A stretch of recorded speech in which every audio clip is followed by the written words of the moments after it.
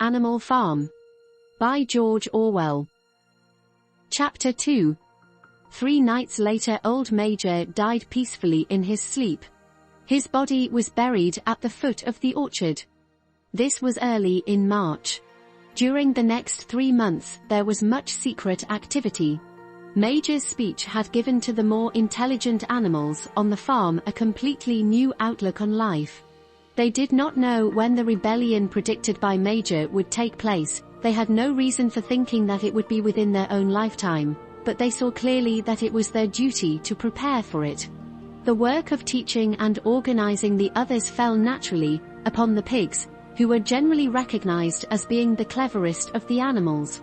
Preeminent among the pigs were 2 young boars named Snowball and Napoleon, whom Mr. Jones was breeding up for sale.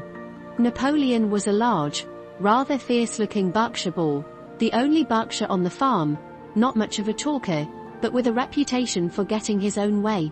Snowball was a more vivacious pig than Napoleon, quicker in speech and more inventive, but was not considered to have the same depth of character. All the other male pigs on the farm were porkers. The best known among them was a small fat pig named Squealer, with very round cheeks, twinkling eyes, nimble movements, and a shrill voice.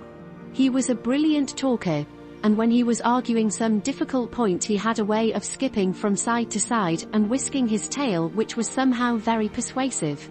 The others said of Squealer that he could turn black into white. These 3 had elaborated old Major's teachings into a complete system of thought, to which they gave the name of animalism. Several nights a week, after Mr. Jones was asleep, they held secret meetings in the barn and expounded the principles of animalism to the others. At the beginning they met with much stupidity and apathy.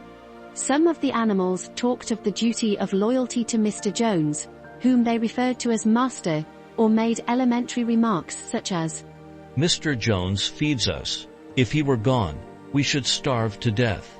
Others asked such questions as, "Why should we care what happens after we are dead?" or, "If this rebellion is to happen anyway, what difference does it make whether we work for it or not?" And the pigs had great difficulty in making them see that this was contrary to the spirit of animalism. The stupidest questions of all were asked by Molly, the white mare. The very first question she asked Snowball was, "Will there still be sugar after the rebellion?" "No," said Snowball firmly. "we have no means of making sugar on this farm. Besides, you do not need sugar. You will have all the oats and hay you want." "And shall I still be allowed to wear ribbons in my mane?" asked Molly. "Comrade," said Snowball, "those ribbons that you are so devoted to are the badge of slavery. Can you not understand that liberty is worth more than ribbons?" Molly agreed, but she did not sound very convinced.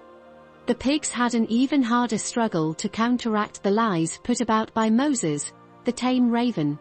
Moses, who was Mr. Jones's especial pet, was a spy and a tale-bearer, but he was also a clever talker. He claimed to know of the existence of a mysterious country called Sugar Candy Mountain, to which all animals went when they died. It was situated somewhere up in the sky, a little distance beyond the clouds, Moses said. In Sugar Candy Mountain it was Sunday 7 days a week, clover was in season all the year round, and lump sugar and linseed cake grew on the hedges. The animals hated Moses because he told tales and did no work, but some of them believed in Sugar Candy Mountain, and the pigs had to argue very hard to persuade them that there was no such place. Their most faithful disciples were the 2 cart horses, Boxer and Clover. These 2 had great difficulty in thinking anything out for themselves, but having once accepted the pigs as their teachers, they absorbed everything that they were told, and passed it on to the other animals by simple arguments. They were unfailing in their attendance at the secret meetings in the barn, and led the singing of Beasts of England, with which the meetings always ended. Now, as it turned out, the rebellion was achieved much earlier and more easily than anyone had expected. In past years Mr. Jones, although a hard master, had been a capable farmer, but of late he had fallen on evil days. He had become much disheartened after losing money in a lawsuit, and had taken to drinking more than was good for him. For whole days at a time he would lounge in his Windsor chair in the kitchen, reading the newspapers, drinking, and occasionally feeding Moses on crusts of bread soaked in beer. His men were idle and dishonest, the fields were full of weeds, the buildings wanted roofing, the hedges were neglected, and the animals were underfed. June came and the hay was almost ready for cutting. On Midsummer's Eve, which was a Saturday, Mr. Jones went into Willingdon and got so drunk at the Red Lion that he did not come back till midday on Sunday. The men had milked the cows in the early morning and then had gone out rabbiting, without bothering to feed the animals. When Mr. Jones got back he immediately went to sleep on the drawing-room sofa with the news of the world over his face, so that when evening came, the animals were still unfed. At last they could stand it no longer. One of the cows broke in the door of the store shed with her horn, and all the animals began to help themselves from the bins. It was just then that Mr. Jones woke up. The next moment he and his 4 men were in the store shed with whips in their hands, lashing out in all directions. This was more than the hungry animals could bear. With one accord, though nothing of the kind had been planned beforehand, they flung themselves upon their tormentors. Jones and his men suddenly found themselves being butted and kicked from all sides. The situation was quite out of their control. They had never seen animals behave like this before, and this sudden uprising of creatures whom they were used to thrashing and maltreating just as they chose, frightened them almost out of their wits. After only a moment or two they gave up trying to defend themselves and took to their heels. A minute later all 5 of them were in full flight down the cart track that led to the main road, with the animals pursuing them in triumph. Mrs. Jones looked out of the bedroom window, saw what was happening, hurriedly flung a few possessions into a carpet bag, and slipped out of the farm by another way. Moses sprang off his perch and flapped after her, croaking loudly. Meanwhile the animals had chased Jones and his men out onto the road and slammed the 5-barred gate behind them. And so, almost before they knew what was happening, the rebellion had been successfully carried through, Jones was expelled, and the manor farm was theirs. For the first few minutes the animals could hardly believe in their good fortune. Their first act was to gallop in a body right round the boundaries of the farm, as though to make quite sure that no human being was hiding anywhere upon it. Then they raced back to the farm buildings to wipe out the last traces of Jones's hated reign. The harness room at the end of the stables was broken open.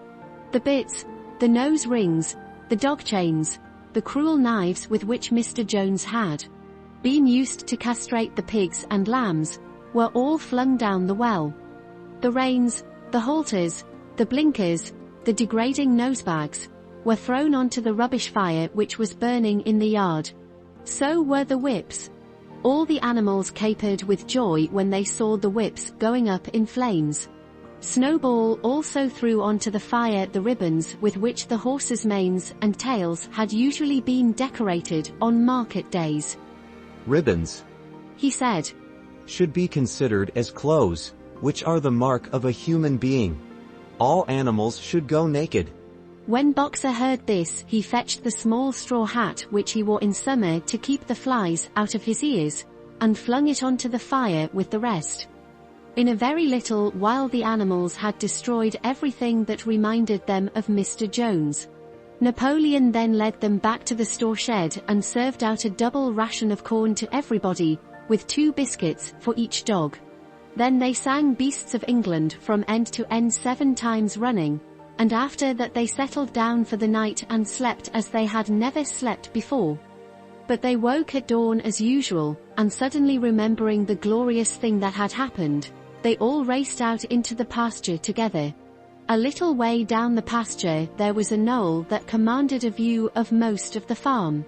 The animals rushed to the top of it and gazed round them in the clear morning light. Yes, it was theirs, everything that they could see was theirs. In the ecstasy of that thought they gambolled round and round, They hurled themselves into the air in great leaps of excitement. They rolled in the dew, they cropped mouthfuls of the sweet summer grass, they kicked up clods of the black earth and snuffed its rich scent. Then they made a tour of inspection of the whole farm and surveyed with speechless admiration the ploughland, the hayfield, the orchard, the pool, the spinney. It was as though they had never seen these things before, and even now they could hardly believe that it was all their own.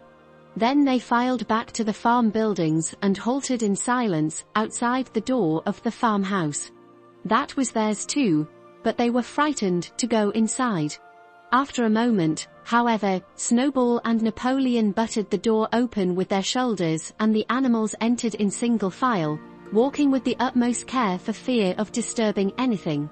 They tiptoed from room to room, afraid to speak above a whisper and gazing with a kind of awe at the unbelievable luxury, at the beds with their feather mattresses, the looking-glasses, the horsehair sofa, the Brussels carpet, the lithograph of Queen Victoria over the drawing-room mantelpiece. They were lost coming down the stairs when Molly was discovered to be missing.